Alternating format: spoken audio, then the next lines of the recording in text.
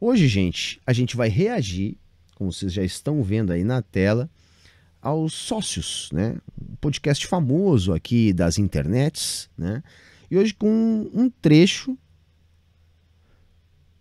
que tem a participação de duas convidadas especiais. Uma delas é a queridíssima Renata Barreto, que protagonizou aqui junto com o meu camarada Elias Jabbour um dos momentos icônicos da internet brasileira num vídeo já tombado como patrimônio mundial das internets. E além da Renata Barreto, ela que adora a seleção feminina de vôlei de Cuba, a ex-jogadora e também palpiteira política da extremíssima direita, Ana Paula.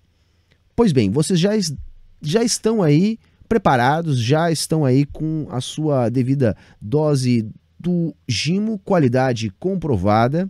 Para quê? Para que a gente possa acompanhar. Hoje, o que eles vão fazer aqui, galera? Eles vão, aqui nesta mesa maravilhosa aí, hoje majoritariamente feminina, né? O que elas, então, mas aquele rapaz ali, que também tá ali junto, e eu não sei o nome, né? Depois vocês coloquem aí no chat, por favor, o nome dele, né? Caso vocês saibam. Então, o que eles vão fazer? Eles vão hoje defender, né, os Estados Unidos da América. Vamos falar da tão gloriosa América do Norte, né, galera? A galera esquece que aqui também é a América, né, mas do Sul, né, América Latina. Não. É uma galera que já tradicionalmente adora pagar pau para os americanos do Norte, que eu prefiro chamar de estadunidenses. Então, assim, vamos ao chorume. Estamos ao vivo? Que isso, hein? Boa noite, pessoal, para essa primeira edição do podcast Os Sócios ao Vivo. Estou aqui, como sempre, com minha digníssima esposa, Malu Perini, host do podcast. Olá, boa noite. Hoje sem muita mobilidade. A genética, a espiral do DNA americano é muito diferente. Então, assim, por mais que somos dois países, né, colonizados, digamos assim, os Estados Unidos eles já nasceram com 13 países independentes, né? As 13 colônias muito independentes, com a sua própria moeda, suas próprias leis, os seus próprios acordos comerciais com outros países até. Então, quando aconteceu a Revolução Americana, essa genética não foi abandonada. Gente, vamos começar assim. Primeiro, não é uma questão de genética, né? Eu sei que ela está utilizando ali genética no sentido de história, né? De desenvolvimento, querendo dizer que cada um tem a sua. E, de fato, cada um tem a sua. E, embora ambos países tenham sido colônias, o processo colonial foi bastante diferente, né? Na América do Sul e na América do Norte, né? A forma de propriedade desenvolvida nas colônias inglesas acabou construindo uma dinâmica diferente da dinâmica baseada na exportação, né, que se tinha aqui na América do Sul. O projeto inglês para as colônias era um projeto de ocupação que evidentemente tinha interesse em explorar aquela região, mas a estratégia de exploração envolvia a questão da ocupação e expansão do domínio político inglês.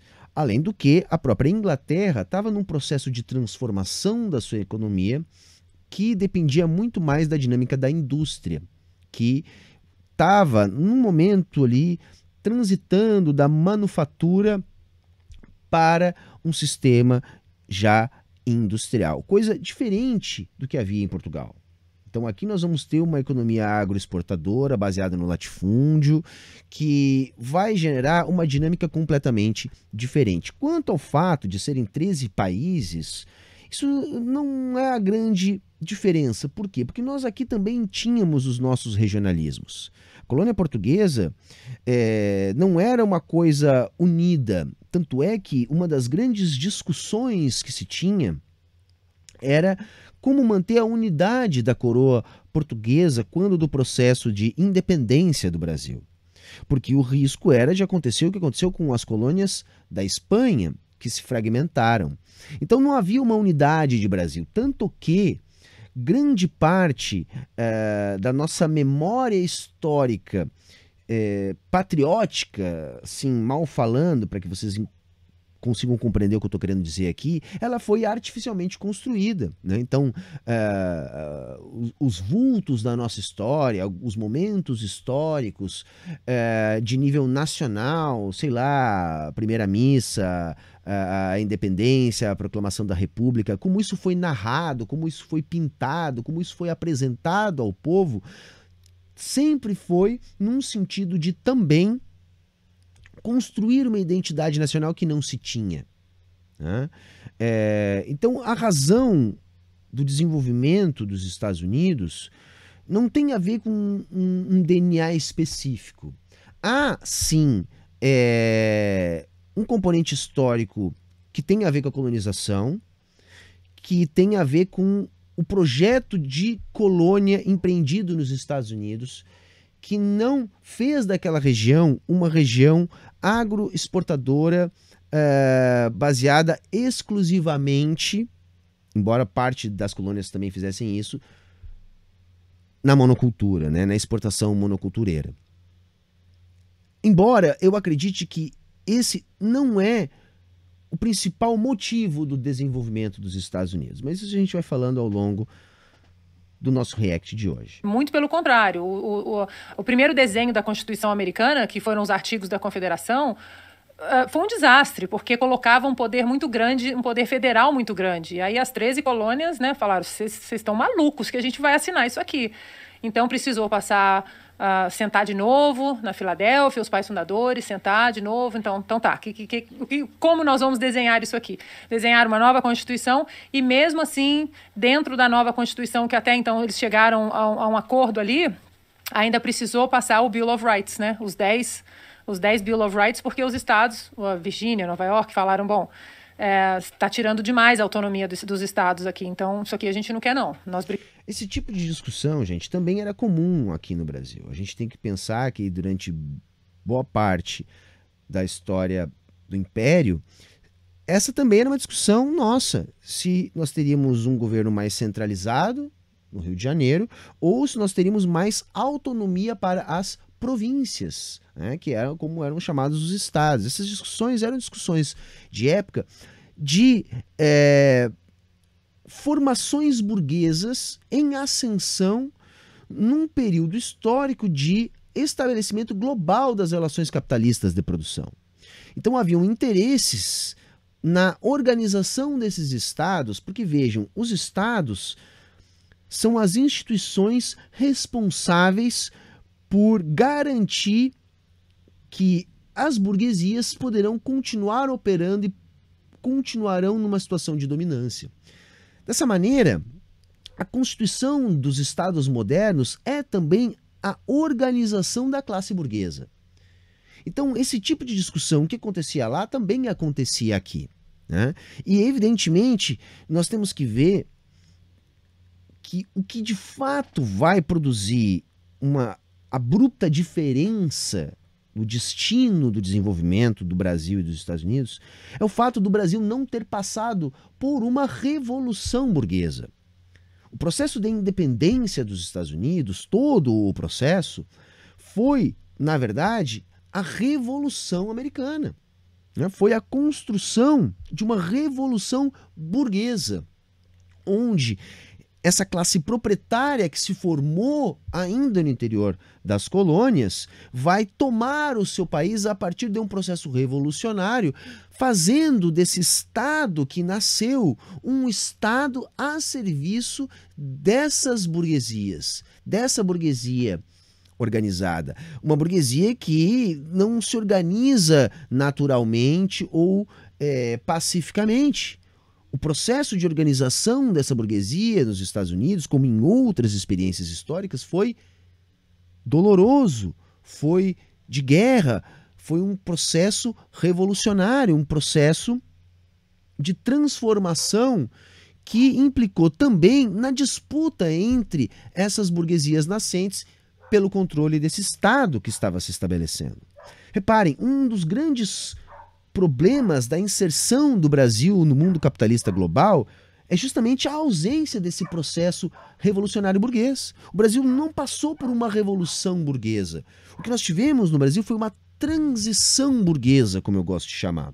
A inserção do Brasil na divisão internacional do trabalho capitalista foi uma inserção onde não houve um processo de ruptura com a colônia e com os laços econômicos derivados dessa construção de independência do Brasil que envolveu Portugal e a Inglaterra, principal parceiro naquele momento dos ingleses, ou melhor, dos portugueses, em relação à exploração do Brasil. Então, não quer dizer que não houve guerra no Brasil durante a independência. Nós tivemos guerras pontuais, nós não tivemos uma grande guerra nacional pela independência, mas nós tivemos movimentos, guerra civil acontecendo no Brasil pela independência. Mas o fato é que isso não se transformou numa revolução burguesa, como nos Estados Unidos. E isso vai ser determinante para o passo seguinte, que este sim vai ser o mais significativo na construção dos Estados Unidos como um grande império. Brigamos pela Revolução, porque eles poderiam muito bem ter falado no meio da Revolução, olha, vocês acham que vocês vão lá ganhar dos britânicos? Vai lá então, vai lá, boa sorte. Então eles precisaram entrar num consenso primeiro, achar os pontos em comum, porque eles já eram muito diferentes. Né? A própria liberdade de religião, tudo era muito diferente nas 13 colônias. Então eles nasceram já com esse propósito de usar as suas riquezas locais da maneira que eles muito bem entendessem. Então não tem um governo federal, não tem Washington falando, Oklahoma, você não pode fazer isso. Oklahoma fala, posso sim. Então, acho que a diferença é essa, a nossa pirâmide aqui, nós fomos construídos de cima para baixo e eles de baixo para cima, né? Tanto é que quando o Joe Biden entrou, eu falo muito com os meus alunos do meu curso, quando o Joe Biden entrou esse ano, em 72 horas ele assinou mais ordens executivas do que os últimos 3 presidentes combined, juntos. E aí o que aconteceu? Quando as ordens começaram a cair no sistema de filtro, né? Elas não chegaram em muitos condados, em muitos estados, porque os estados eles passaram legislações estaduais para se blindar das ordens draconianas, né, de Joe Biden. Então, eu acho que a grande diferença é essa, é no nascimento das nações, porque aqui no Brasil a nossa pirâmide ela é inversa, ela é muito de cima para baixo. A gente ainda espera o governo decidir, espera leis ambientais. Eu não gosto muito dessa versão, tem gente que compartilha essa história do paternalismo, né? Alguns classificam dessa maneira. Eu não encaro dessa maneira. Eu acredito que a história se construiu com base na materialidade local, aqui e lá. Lá, projeto inglês, a relação com as colônias espanholas, com os franceses, produziu determinada realidade que fez com que a Revolução eclodisse lá nesses termos. Aqui nós vamos ter as nossas peculiaridades, que vão fazer com que as coisas aconteçam da forma que aconteceram. Então, assim, essa tese de que aqui foi feito de cima para baixo e de lá de baixo para cima, eu não gosto muito de compartilhar dessa tese, sabe? Não gosto de compartilhar dessa tese porque em ambos os casos, né, eu vejo a formação dos países como um processo dialético. Então, nem uma coisa nem outra, e sim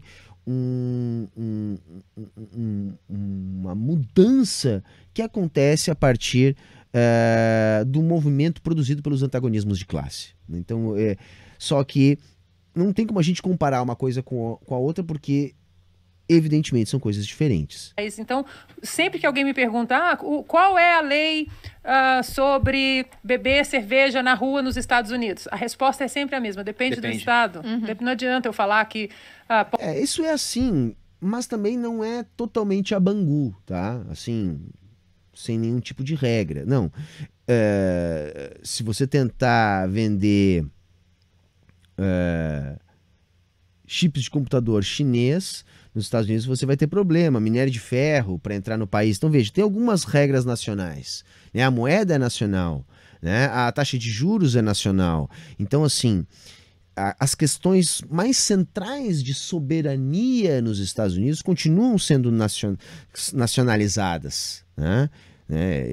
Então, assim, só um pouquinho, né? Nem tanto. pode, não pode. Você precisa ter coleira para passear com seu cachorro na rua. Depende do estado. Então, a mesma coisa é para investir. E outra coisa, aqui também é assim, né, gente? Assim, eu não sou especialista na legislação estadunidense para estar aqui tirando a prova se o que ela está falando é verdade ou não, mas assim, aqui também é assim, né? Não ferindo a lei federal, estados criam as suas leis, municípios criam as suas leis. Então, existem essas diferenças também. Investimento, para empreendedorismo, para leis ambientais. Não, uma coisa que eu escuto muito lá é quando a gente fala sobre imposto sobre heranças aqui no Brasil. Aí o pessoal fala, mas nos Estados Unidos é tal taxa. Não é, porque cada estado tem uma taxa diferente e com isenções gigantescas às vezes o pessoal fala como se fosse uma coisa só. Mas é legal. Mas assim, em geral taxam e aqui a gente não taxa, tá? É isso. Aqui tem um limite constitucional, inclusive, para esse tipo de taxa. A Ana Paula falar disso, de ser cada estado de um jeito, né, e tal, que quando a gente esteve na Suíça, já que a gente está comparando os dois países, os três, né, a Suíça, os Estados Unidos e a gente, quando a gente esteve na Suíça, a gente começou a conversar com um cara, né, um que estava fazendo, um cara que morava na Suíça, e aí... o termo é suíço. Por favor, só dando Não, é que eu ia falar que ele tava levando a gente lá no... Não sei o que guia? Era guia, isso. Eu tinha perdido a palavra. E aí o Bruno perguntou, você sabe o nome do presidente? E aí ele falou, não, ninguém sabe. Porque na Suíça não tem presidente. É porque lá é uma espécie de... O poder é muito dividido. É muito mais dividido. Tem nome também, cara, já que tu é engraçadinho. É parlamentarismo, saca? É isso. Assim, não tem a figura do primeiro-ministro, mas tem um conselho, né, eleito pelos parlamentares, que são eleitos. E este conselho representa, vamos dizer assim, a chefia de governo, tá? Formado por 6 ou 7 pessoas. Talvez seja por isso que o suíço lá em questão não sabia o nome do presidente, porque não tem um presidente, você não tem sequer um primeiro-ministro, tá? Pelo que eu me lembro. Mas tem sim um desse conselho que é o representante, né, de Estado, né, suíço nos eventos, né, eleito pelos seus pares. Então, tipo assim, resumindo, assim, tirando os meandros, os pormenores, também tem um nome bem conhecido, é parlamentarismo. Dividido que os Estados Unidos, inclusive, só que lá é muito menor, né? Não digo que é mais dividido. Alemã, francesa e tal. A própria população. Culturas diferentes, línguas muito diferentes. diferente. A gente é muito estranho. São 4 idiomas oficiais. Eles falam o suíço, eles falam Francês. italiano. Aliás, suíço não, eles falam francês, eles falam italiano, Alemão. eles falam É que o alemão. E tem um suíço- outro idioma romanche, acho que é que o esse. suíço, Tipo um na dialeto. verdade, até existe, porque é o alemão suíço, né? Que é ligeiramente diferente. O francês também é ligeiramente diferente. Tem algumas coisas, assim, que consegui perceber. Tipo, por exemplo, 60 em francês normal, eles fazem a conta, né? Para vocês verem como não há uma unidade nacional, né? Como essas unidades nacionais, elas são construídas pela política, né? A Suíça talvez seja um bom exemplo disso. Quando a gente vê a questão dos próprios idiomas, a gente já consegue ter essa noção. É 20 mais 20. Exato. E na Suíça é 60 mesmo. Tem é uns só 60. Que faz muito mais sentido. Porque eles são suíços e eles são eficientes. Você fala suíço? Não, eu falo francês. Ah, tá. Um peu. Não, eu ia buscar aqui, mas se eu não me engano... Medo do francês da Renata, mas vamos lá. Fatigue. É só que eu sei. Je sais. O que você tá buscando, amor? O número de cantões que a Suíça é dividida. cantões. Eu fui patrocinada pela SWOT uma vez e... Então entende tudo da Suíça. Foi patrocinada pela SWOT. Entende tudo E da Suíça. a matriz da SWOT é na Suíça, né, claro. E eu fiquei muito amiga, né, de uma das diretoras de marketing da SWOT. E ela falava 300 línguas. E ela conversava com todo mundo. Como se fosse uma coisa super normal, Não, né? e trocava, assim. E às vezes tinha um outro diretor que trabalhava com ela. E ela falava em alemão com ele respondia em francês pra ela. E eles conversavam Foda-se, mano. Grande merda, cara. Entendeu? assim. E a cabeça do outro lado explodindo. E a gente, assim... Sabe, cara, se você vai ali pro interior de Caxias, vocês vão ver gringo falando, misturado de italiano com português. Eles têm até um nome pra isso aí aqui no Rio Grande do Sul. Como é que é? Talhã, uma coisa assim. Tipo, tá aí. Por que pagar pau pros caras por causa disso? Entendeu? Tá, mas calma. Que doideira. Mas tem um ponto bem interessante sobre isso. Você falou que eles são mais divididos que os americanos. Eu não sei, né? Como é que funciona certinho lá. Mas a Suíça, daquele tamanho do Rio de Janeiro mais ou menos, ela é dividida em 26 cantões independentes. E os Estados Unidos, uma vez você até falou comigo que o que salva eles muitas vezes é o federalismo, né? Porque são 50 estados, 51, né? 50 mais DC. Aí acabam sendo 51 estados onde as coisas são diferentes. E aí, o que me veio na cabeça é aquela máxima do Friedrich Hayek. Tem que criar... Desculpa, gente, eu tô rindo aqui. Ela falou DC, entendeu? DC, cara, sei lá. Tá, desculpa. É isso mesmo, é isso. Um momento raio aqui pro podcast, mas é sempre a mesma frase. De que o conhecimento, ele tá disperso pela sociedade. De que não adianta uma cabeça, por melhor que seja, ou um grupo pequeno de cabeças tentar fazer um planejamento central, ainda mais para uma coisa tão grande quanto um país de proporções continentais como é o Brasil. Na Suíça, se fosse um planejamento central, talvez não fosse tão bom quanto toda essa independência que eles têm. E nos Estados Unidos, é um país muito grande, mas com muita independência e com muita liberdade. Agora, deixa eu contar uma história. A gente estava falando agora... Depende, né? Muita independência e muita liberdade... Dependendo para quem, né? Porque a gente não pode esquecer que, por exemplo... Uma outra coisa que ajudou no desenvolvimento, porque eles pularam da história do desenvolvimento dos Estados Unidos, com a história de gene, pai, não sei o que ali, eles pularam o que de fato fez os Estados Unidos se desenvolver. Né? Então, assim, primeiro ponto, eu acho que eu já deixei ali a dica do meu entendimento. Revolução burguesa. Então, a burguesia local se estabeleceu no momento das revoluções burguesas, então, num determinado momento histórico, tomando para si um país muito grande, né? Que ia de costa a costa, ligando 2 oceanos. Mas para fazer essa ligação, como é que eles fizeram? Que é o ponto que eu me lembrei agora com o que eles estavam falando ali. Bom, primeiro, eles dizimaram os indígenas, né? O que foi a expansão para o oeste? Bom, foi possivelmente o maior genocídio da história da humanidade, o que foi feito nos Estados Unidos. Né? O genocídio indígena no Brasil é café pequeno, perto do que aconteceu no genocídio indígena na América do Norte. Né? Depois o roubo de terras, né? Inclusive de outros países que já estavam tentando ali assumir o controle daquelas regiões. E depois a guerra, pura e simplesmente a guerra, gente. A guerra, desde o princípio, os Estados Unidos compreenderam que o Estado, enquanto ferramenta de expansão dos negócios da sua burguesia, ele era um poderoso comprador. E a guerra sempre foi uma grande demanda de compra do Estado, que além de demandar compras, ampliava mercados e ainda criava motivos para a união de interesses dessa burguesia. Porque os Estados Unidos tão logo consegue resolver os seus problemas internos mais imediatos, o que ele faz? Ele começa a extorquir a sua vizinhança. Vamos lembrar lá da América para os americanos, da doutrina Monroe, né? A política do grande porrete, que era assim que eles tratavam a sua política externa, com o grande porrete, abrindo mercados para os seus produtos na base da força. E quando a gente fala em liberdade, então a gente tem que pensar liberdade para quem? Para os indígenas não era, também não era para o povo negro, né? Metade dos Estados Unidos conviveu muito bem com a escravidão e depois ela continuou até os anos 50 com um regime de apartheid, porque as leis de Jim Crow nos Estados Unidos nada mais foram que um regime de segregação violentíssimo em pleno século XX.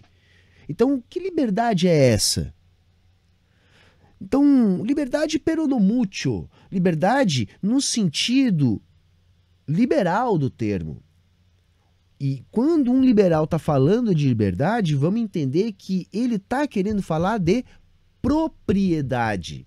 Então, livre nos Estados Unidos são os cidadãos proprietários, em geral, homens brancos, os tais pais fundadores, senhores de escravos. Essa é a verdadeira história dos Estados Unidos. Uma história construída sobre a exploração dos escravos, sobre o genocídio indígena, sobre a guerra, primeiro nas Américas e depois com a cerejinha do bolo. Porque quando que os Estados Unidos se transforma numa potência mundial? Depois das 2 grandes guerras. Ele vai utilizar as guerras mundiais para mundializar o seu poder. Correto?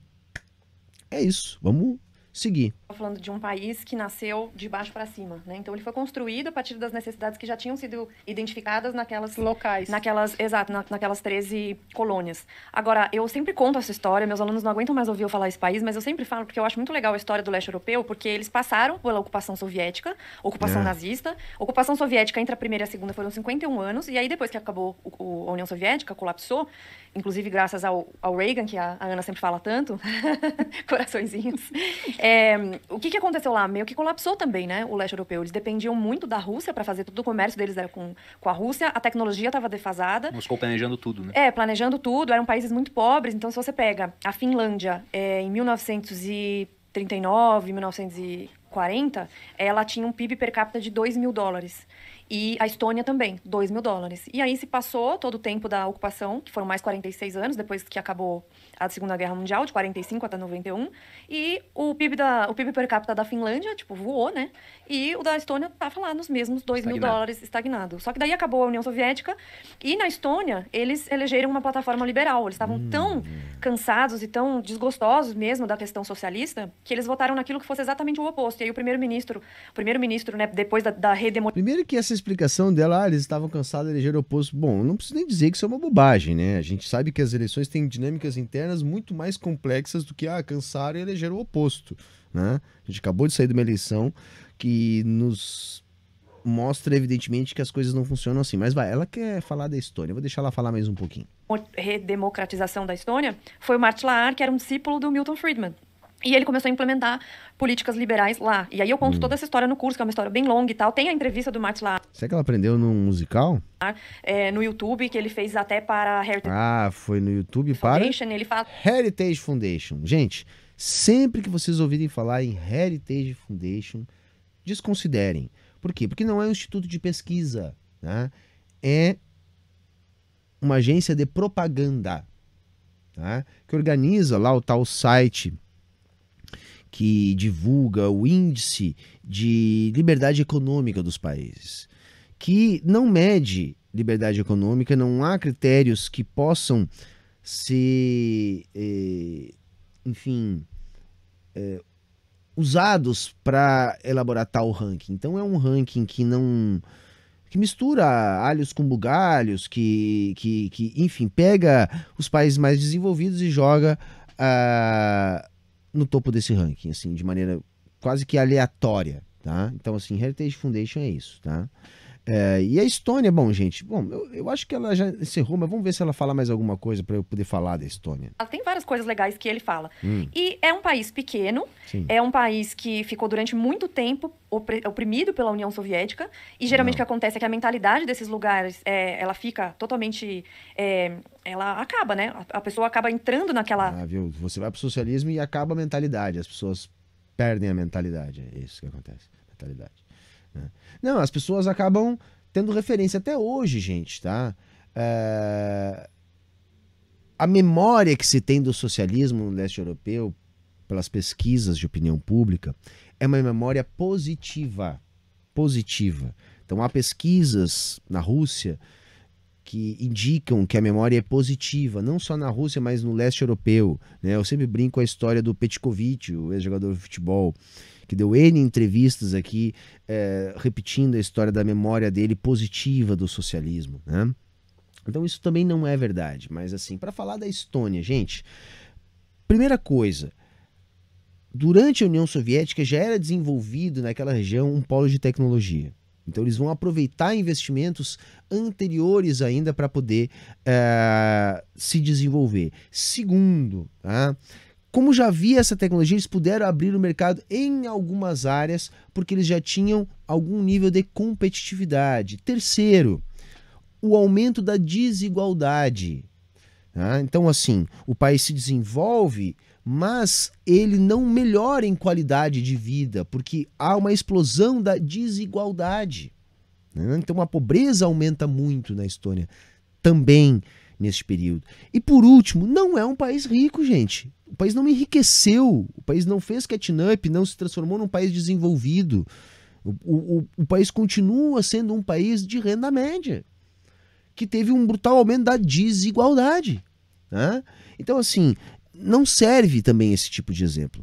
Mas assim, eles elegem. Agora é a vez da Estônia, sabe? Já foi a Austrália, já foi Canadá, já foi Nova Zelândia. Sempre eles elegem algum país, geralmente uma cidade-estado. É Singapura.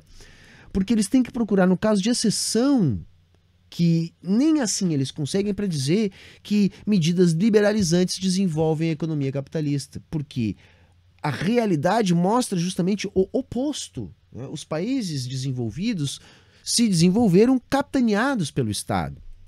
Naquele círculo vicioso de acreditar que realmente as coisas têm que vir do Estado. Mesmo que ela entenda que a opressão não é boa, que é o que a Zoe falou aquele dia, né? Ela falou, eu não sei se acabasse a tirania hoje... Assim, ninguém entende que as coisas vêm do Estado, tá? Nós, socialistas, entendemos que todo o valor, aquilo que é valorado socialmente, vem do trabalho.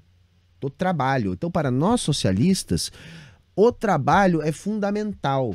Veja, o capitalismo, ele é um tipo de organização das relações de trabalho que pode existir ou não, assim como nós já tivemos diferentes formas de organização do trabalho. Agora, o que sempre existiu é o trabalho. O que nos faz humanos é a nossa forma de trabalhar em sociedade. Nós assim sobrevivemos. Nós dependemos do nosso trabalho.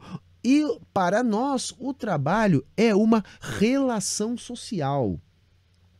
Relação social. Então não é um trabalho individual, não é o meu trabalho, não é o seu trabalho. É o nosso trabalho enquanto sociedade. Tá? Então nós não esperamos nada do Estado. Aliás, nós esperamos que o Estado se torne obsoleto, define e desapareça. É isso que nós pretendemos fazer com o Estado, idealmente. Então nós não dependemos do Estado, até porque nós desejamos que ele suma. Para quê? Para que nós possamos ficar, de fato, com o produto do nosso trabalho. Porque no capitalismo, o que acontece é justamente isso. Nós, classe trabalhadora, produzimos 100% de todo o valor existente, entretanto, ficamos com a menor parte para que a classe burguesa se aproprie do trabalho e, assim, tenha poder político de continuar organizando como vão ser as nossas relações de trabalho, né? Então, assim, é importante a gente confrontar esse tipo de discurso raso, porque isso se dissemina na internet como sendo a explicação sobre o socialismo. Não, nós precisamos confrontar esse discurso para mostrar que essa galera não faz ideia do que os socialistas defendem, nem fazem ideia da história do socialismo real. As pessoas sairiam, ou por quem elas votariam e tal, porque ela ainda tem a cabeça de que um Estado não opressor, mas paternalista, grande, inchado, ainda é bom. Mas eles entenderam o oposto. E aí, com coalizões que eles fizeram lá, muitas reformas muito rápidas, fez reforma monetária, ele começou a atrair investimento estrangeiro e foi o primeiro país, ex-Estado soviético, a entrar na União Europeia. Qual o nome do Estônia. país? Estônia. Que é Estônia, Letônia e Lituânia, fica nos Bálticos, né? Chamado país. O lance de entrar na União Europeia também, assim, gente, é um arranjo político no sentido de enfraquecer aquele bloco econômico que a Rússia se propunha a capitanear com o colapso da União Soviética, né? Da mesma forma que a OTAN também vem se expandindo em relação ao leste europeu. O objetivo, cada um dentro da sua esfera política, é o mesmo, é fortalecer o bloco capitalista ocidental, que é liderado pelos Estados Unidos, mas tem na Europa uma espécie de protetorado desde a Segunda Guerra Mundial. Os Bálticos, e ela faz fronteira direta com a Rússia. Então eu fui de como é o nome? Tallinn até São Petersburgo, de ônibus, que é uma viagem bem bonita. E é uma história legal de todos não os bálticos, mas do leste europeu, Ucrânia, República Tcheca, Hungria, mas aqui o que mais se destacou, e hoje tem um PIB per capita muito grande, ele é o primeiro país do mundo a ter residência digital, então você consegue abrir uma empresa na Estônia, mesmo sem você ser de lá, e aproveitar todo o ambiente de negócios europeu. Então, assim, eles conseguiram avançar muito rápido. Avanço, mas também perigoso, né? Porque isso aí também ajuda a acobertar uma porção de crimes cibernéticos. né, que estão hoje muito centralizados, inclusive nessa região do planeta, por causa desse tipo de prática. Abrir uma empresa pela internet, conseguir registros, esse tipo de coisa para operar dentro do país, é uma coisa que se faz no Brasil, porque tem uma outra coisa que esses liberais adoram falar, é da burocracia que existe no Brasil, mas eles não se dão o trabalho de compreender como que funciona os mecanismos que já estão disponíveis aqui para as prefeituras implementar ou não. Se muitas prefeituras não implementam, bom, é um problema de competência das gestões municipais. Mas as ferramentas já existem para a gente fazer isso aqui no Brasil hoje de maneira rápida e online. Se você vai abrir uma microempresa, né? Uma MEI ou uma microempresa, você consegue abrir desta maneira aqui também, sem abrir para tantos riscos como o que se tem lá no leste europeu, favorecendo, por exemplo, esses crimes cibernéticos. De 91 para cá são 30 anos só. Sim. E aí você pega as entrevistas do Roberto Campos de 91, naquela época ele falava, então, gente, inflação, expansão monetária, vocês ficam aí fazendo a mesma coisa, os mesmos erros. Daí eu pergunto, o que a gente... Sabe, assim, a insistência, por exemplo, do Roberto Campos em falar que a inflação é expansão monetária, produziu, entre outras coisas, a catástrofe dos anos 80, né, com a superinflação brasileira. Né, com 5 moedas no intervalo de 3 anos, porque eles insistiam nisso. Precisou mudar a interpretação da causa da inflação para conseguir resolver o problema inflacionário. Enquanto os economistas continuavam com a balela de que era a expansão monetária que causava inflação, eles não conseguiam controlar o fenômeno inflacionário. Chegaram ao cúmulo, né? O cúmulo de tudo isso foi no governo Collor, né? Com o cancelamento da moeda, que foi o confisco da poupança. O cancelamento da moeda foi uma medida drástica para simplesmente retirar toda a liquidez do mercado, ou seja, tirar dinheiro de circulação, por causa da ideia estúpida que era a quantidade de dinheiro que estava causando inflação. Não resolveu. Foi só quando eles entenderam que a nossa inflação era um fenômeno inercial, né, que era atrelado à falta crônica de dólares, que a gente conseguiu resolver o nosso problema inflacionário. Não houve fim da emissão monetária. O que a gente conseguiu foi um pequeno colchão de dólares, né, e uma política de juros que manteve a entrada de dólares no Brasil, e depois a gente conseguiu uma indexação perfeita para acabar com o fenômeno inercial. O que é a inflação inercial, para quem não sabe do que eu estou falando? Gente, resumindo, a inflação inercial é um tipo de inflação que a inflação do presente é gerada pela inflação do passado. Os agentes econômicos não passam a reajustar os seus preços a partir de aumentos reais na cadeia produtiva deles. Eles precificam aumentos futuros a partir de índices de inflação. Então eles observam os índices de inflação, que é uma visão do passado, e corrigem os seus preços no presente. Esse é um fenômeno que acontece quando um país convive com uma inflação acelerada por um longo tempo. Os agentes econômicos, para evitar as perdas da inflação, começam a correr na frente do fenômeno inflacionário, pautando seus preços a partir dos índices de inflação, produzindo esse fenômeno conhecido como inflação do tipo inercial. A nossa inflação dos anos 80 ela chegou nesse ponto. Ela começou com uma falta crônica de dólares, desarranjo internacional, etc. Alguns desequilíbrios estruturais que nós tínhamos nos anos 70 e se transformou numa inflação inercial nos anos 80, início dos anos 90, até ser combatida com o Plano Real. Quer dizer, essa turma nunca entendeu o que estava acontecendo, por isso nunca soube qual remédio dar. É isso, né? Nem Roberto Campos, nem Eugênio Goudin, esses caras, na verdade, eles eram duas faces lá na época da ditadura do liberalismo brasileiro, né? O Roberto Campos um pouco mais conservador, o Eugênio Goudin um pouco mais, vamos dizer assim, ousado, mas ambos da mesma visão monetarista da moeda. E vamos lembrar um outro detalhe, já que o vídeo das moças aqui no podcast dos sócios já está acabando.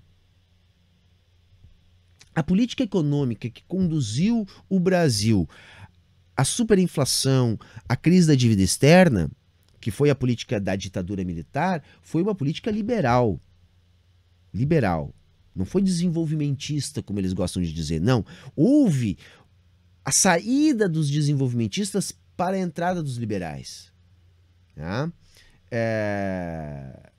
Os nossos principais cepalinos, né, conduziam a economia brasileira na véspera do golpe de 64. Estavam no time do Jango. Então os desenvolvimentistas deram lugar aos monetaristas, que vão desenvolver o plano econômico da ditadura militar. Tanto é que nenhuma política desenvolvimentista fala em desenvolver as forças produtivas com capital externo, que foi o que foi feito na última parte da ditadura. Né? Então, os PAEGs da vida ali, que foram os planos de desenvolvimento da ditadura, que são acusados de serem planos desenvolvimentistas, portanto, alguma coisa de esquerda, isso não é verdade, porque não é desenvolvimentista. A ditadura militar brasileira teve uma política econômica de inspiração liberal. E foi essa inspiração liberal que produziu o caos econômico do final dos anos 80 e início dos anos 90 no Brasil. Evoluiu em 30 anos. Se você pega que a mesma discussão que se tinha com o Roberto Campos no Roda Viva, então é a mesma que nós temos hoje. Ah, não, pode imprimir dinheiro, que se fala muito, né? Que não vai ter inflação, fica tranquilo. E a Estônia foi lá e deu um pau em todo mundo. E aí as pessoas falam assim, mas que país liberal que funciona no mundo? Eu tenho uma lista, assim, bem grande pra mostrar. Diz aí. Então, é um país pequeno. Ela não disse, ela falou da Estônia. Ela falou uma lista bem grande, falou da Estônia. A mesma coisa, deu um pau em termos do que a Estônia não imprimiu dinheiro. Duvido. Eu quero ver qual é a fonte disso aí. Tá? Porque o funcionamento moderno dos bancos centrais implica em imprimir dinheiro. Né? Porque é assim que acontece. Né? Então, você injeta a liquidez gastando enquanto Estado e retira a liquidez tributando, né? Vendendo títulos públicos. Isso é assim no mundo inteiro. Você pode ter déficit ou superávit fiscal, que é um resultado visto a posteriori. Né? Agora, descontada a relação com o estrangeiro, o déficit público é uma identidade em relação ao superávit privado. O que é lógico, uma vez que é o Estado emissor da moeda, né? A poupança do setor privado vem da onde? Se você descontar a relação com o estrangeiro, só pode vir do déficit público. Né? Isso é uma identidade contábil. Né? Mas assim, se os liberais mais sofisticados já não fazem mais essa discussão, a Renata Barreto evidentemente vai ter que fazer esse tipo de discussão. Os liberais mais sofisticados, gente, já não fazem essa discussão. Tá? Já não há mais uma discussão a respeito de controle de base monetária no mundo, mesmo entre os liberais. A discussão hoje está na taxa de juros. Vamos controlar a taxa de juros, tá?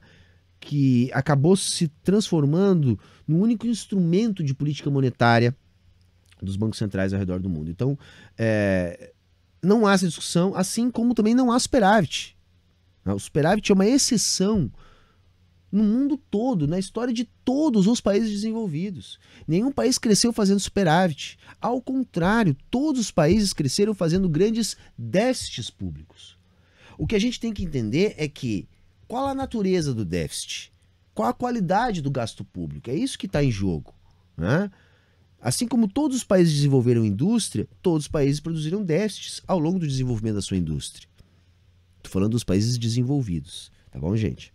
Porque se um país liberal vai e faz uma coisa que o pessoal que é mais de esquerda gosta, eles já falam, não é liberal. Não é liberal. Nova Zelândia não é liberal, porque aumentaram o salário mínimo e botaram imposto lá sobre grandes fortunas. Mas você olha no ranking de liberdade econômica... Mas eles não querem copiar. Então, assim, não é liberal, mas o ranking de liberdade econômica diz. Esse ranking não diz nada, gente. Ele não diz rigorosamente nada. Eles simplesmente fizeram um ranking para botar os países que eles acham que são bacanas no topo. É isso. Para poder gerar argumentos como esse desse cara. Né? É porque, assim... Toda a economia mundial é liberal. O que a gente diz que não é essa fantasia defendida por esse tipo de discurso liberal que nem o da Renata Barreto. Esse tipo de discurso que nem o da Renata Barreto é que não existe em nenhum lugar do mundo. Né? Por quê? Porque na Nova Zelândia você tem direitos trabalhistas, você tem intervenção do Estado na economia, você tem uma porção de regulações, como em qualquer outro lugar do mundo. Você tem um Estado indutor do crescimento da economia, como você tem em todos os países desenvolvidos. E é isso que a gente fala. Isso não significa que essas economias não são economias liberais, gente, tá? Elas são sim liberais, porque a economia capitalista é uma economia liberal. Tá? Agora, essas leis gerais que eles atribuem o desenvolvimento capitalista, elas simplesmente não existem. Não basta liberalizar fluxos, não basta deixar o mercado se autorregular, não existe crescimento capitaneado pelo mercado. Tudo isso é falso, tá? Tudo isso é mentira. O que existe é um Estado trabalhando em parceria com a iniciativa privada a fim de desenvolvê-la. É assim que o capitalismo opera nos países que se desenvolvem. E os países que não se desenvolvem, não é que eles não saibam fazer isso. Eles não fazem isso porque a política não os permite. Uma vez que o capital global depende da existência de capitais mais produtivos e capitais menos produtivos, para manter a hierarquia política global como está dada. É disso que se trata, galera. Tá lá em cima. Querem copiar o salário mínimo e a taxação, mas eles não querem... Só o que dá errado. Eles não, geralmente. Eles não querem copiar a legislação trabalhista flexível, a falta de protecionismo, é um país extremamente livre para fazer negócios, não querem copiar a austeridade fiscal, é um país que gasta pouco, tem pouco gasto público, tem baixo endividamento. Agora, na pandemia, todo mundo aumentou um pouquinho. Sim. Eles também... gente, assim, eles vão encerrando por aí, assim... São chavões, né, gente? São chavões por quê? Porque a realidade diz outra coisa. A realidade sempre acaba dizendo outra coisa em relação a esse país. Tem um vídeo antigo do canal que eu gosto muito, que eu discuto Singapura, Suécia, se eu não me engano, Canadá, Austrália, coisa assim, com alguns dados lá da época que eu acho que ainda vale a pena ver. É só colocar aqui que vocês vão encontrar, né? Sai da Matrix, botem, sei lá, Singapura, vai aparecer. Mas por hoje vamos ficando, até semana que vem. Espero que a gente possa ter feito alguma discussão interessante hoje aqui. Falamos um pouquinho da história dos Estados Unidos, história do Brasil, história da América. Acabamos falando até mesmo do parlamento da Suíça. Tá bom? Espero que vocês tenham gostado. Tchau, tchau e até a próxima.